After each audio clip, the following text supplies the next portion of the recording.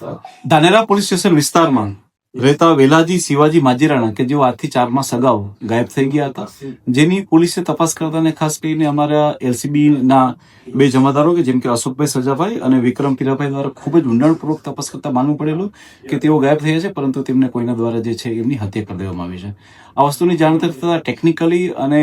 Human ઇન્ટેલિજન્સથી ખૂબ ઊંડાણપૂર્વક તપાસ કરતા મુખ્ય આરોપીઓ એ છે હીરાજી ઉર્ફે ચકા કેસનજી ઠાકોર અને શંભુજી ઠાકોર કે તેમના તકે જેઓ લાખણી ખાતે રહે છે, તે બંને દ્વારા જે છે એ આરોપીને આડા સંબંધ હોય પોતાની ભાભી સાથે તે બાબતે શંકા અને વહેમ રાખી અને તેનું ગળું દબાઈને હત્યા કરવામાં આવી હતી. પોલીસે આ બાબતે વધારે પૂછપરછ અને ઊંડાણપૂર્વક તપાસ કરતા આ બંને આરોપીઓએ તેને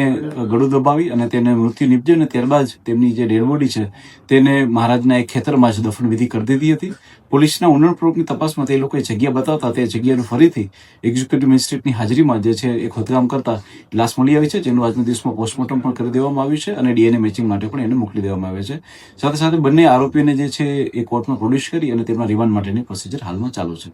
ઓકે.